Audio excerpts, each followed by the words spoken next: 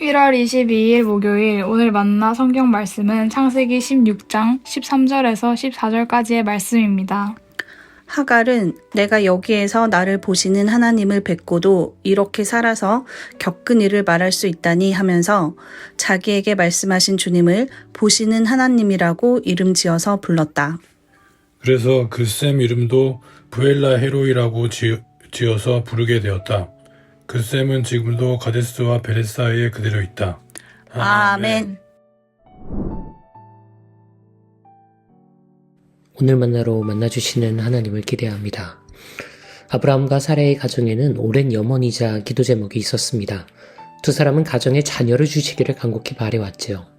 하지만 우리 모두 아는 것처럼 그 기도가 이루어지려면 아직도 많은 시간이 필요했습니다. 역설적이게도 아브라함이란 이름은 존경받는 아버지 혹은 고귀한 아버지라는 뜻을 가지고 있었답니다. 창세기 16장을 보면 아브람보다 사레가 더욱 애같아서 수단과 방법을 총동원해 자녀를 얻으려는 것처럼 보입니다. 이름이란 게 그렇지요. 나의 것이지만 자신은 정작 스스로를 부를 일이 없는데 주변에서 더 많이 입에 올리는 것이 나의 이름이니까요. 어쩌면 사레는 매번 아브람을 부르며 그가 아버지가 될 수 없다는 사실이 더 크게 아팠을지도 모르겠습니다. 그래서 사레는 아브람에게 대리모를 제안합니다. 아브람은 못 이기는 척 그 제안을 받아들이죠. 그리고 우리는 오늘의 주인공 하갈을 만납니다. 우리는 하갈에 대해 많이 알지는 못합니다. 그녀가 이집트 출신의 노예였다는 사실 정도만 알고 있을 뿐이지요. 하지만 이를 통해 우리는 한 가지를 유추해 볼 수 있습니다. 사레와 아브라함에게 하갈은 단순한 여자 노예 이상의 존재였을 가능성이 높다는 점이지요. 두 사람은 그들의 삶의 가장 강한 염원이었던 자녀를 아무 사람을 통해서 얻으려고 하지 않았을 겁니다. 게다가 우리가 아는 것처럼 아브라함 일족은 종례혼을 아주 강하게 선호하는 편입니다. 그런 두 사람이 같은 민족 출신의 여자 노예들이 있었음에도 불구하고 이집트 노예인 하갈을 선택한 것에는 민족적 한계를 넘어서는 강렬한 유대와 신뢰관계가 있었다는 방증이기도 합니다. 하지만 역으로 생각해보면 하갈에게는 이는 너무도 잔인한 처사입니다. 앞서 이야기한 것처럼 사레와 하갈이 남다른 유대관계를 맺어왔다면 오히려 그래서 누이처럼 어머니처럼 따랐던 여주인의 제안은 하갈에게는 참담하고 비인격적인 강압의 다름 아닙니다. 사레는 하갈을 통해 얻을 자녀를 본인의 아이로 키워낼 생각이었습니다. 사레와 아브라함이 자녀를 얻기 위해 하갈은 말 그대로 그저 생물학적 수단으로 이용될 뿐이었습니다. 그리고 이 잔인하고 비인간적인 착취와 폭력 속에서 한 생명이 허락됩니다. 사레는 하갈이 임신한 이후로 그녀를 업신여겼다고 토로합니다. 마치 우리가 사극에서 보았던 것처럼 원자를 생산해 중전을 내몰고 스스로가 국모가 되려는 후궁과 같이 굴었을 가능성도 있겠지요. 하지만 전보다 입체적인 맥락에서 이 대목들을 읽기를 제안해보고 싶습니다. 만약 여주인의 자리를 차지할 생각이었다면 하갈의 도주는 사실 납득이 되지 않습니다. 하갈은 사레가 그녀를 학대하자 유리한 본인의 위치를 사용해 아브람을 쥐고 흔들지 않습니다. 그녀는 도망쳐버립니다. 히브리 원어로 살펴보면 사레로부터 하갈은 물리적 학대를 당했던 것으로 보이는데 그녀는 아이와 자신을 지키기 위해 차라리 고향인 이집트 방향으로 도주를 선택할 정도로 여주인과 정실 부인의 자리에는 관심을 두지 않았습니다. 그리고 아마도 이렇게 무모한 판단을 할 정도로 나이가 어렸을 가능성이 있습니다. 하갈은 산모가 되면서 사레의 모든 요청과 심부름에 이전처럼 반응하기 어려웠을 겁니다. 몸은 무거워지고 마음도 호르몬에 따른 많은 변화가 생깁니다.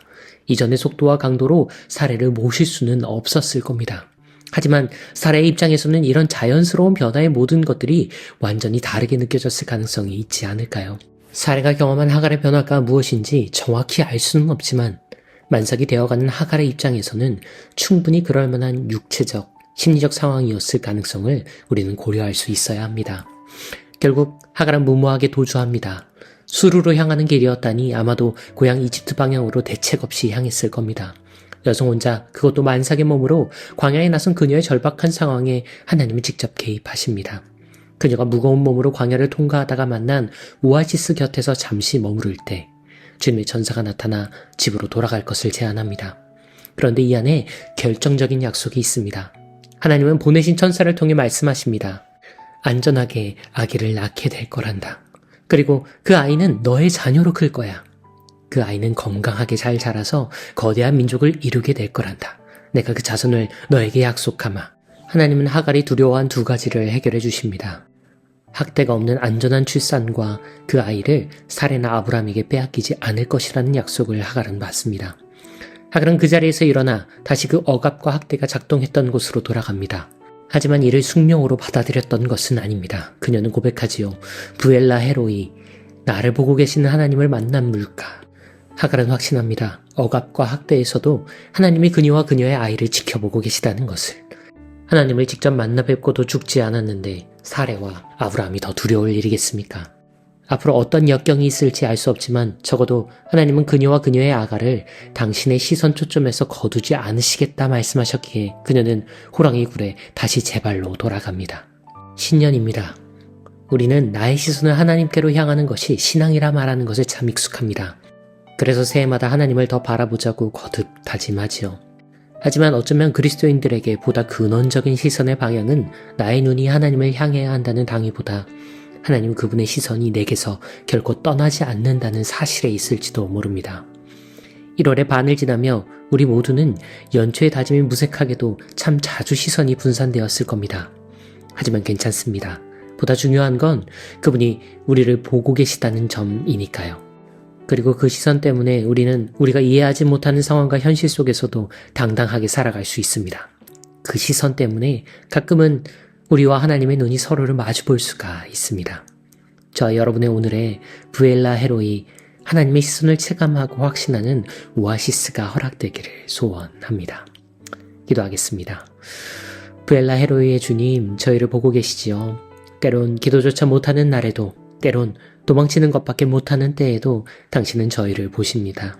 그리고 당신이 저희를 보시기에 저희도 당신을, 그리고 당신의 나라를 봅니다.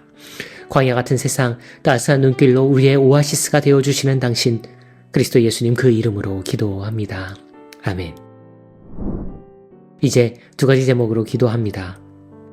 하늘의 따스한 응시와 온유한 시선에 마주보는 우리의 일상이 되기를 소원하며, 이어서 생명을 가진 인격이 아닌 생산을 위한 수단으로 여겨지는 오늘날의 수많은 하갈들을 당신의 오아시스로 인도해 주심을 구하며 함께 기도하고 개인의 기도로 경건을 이어갑니다.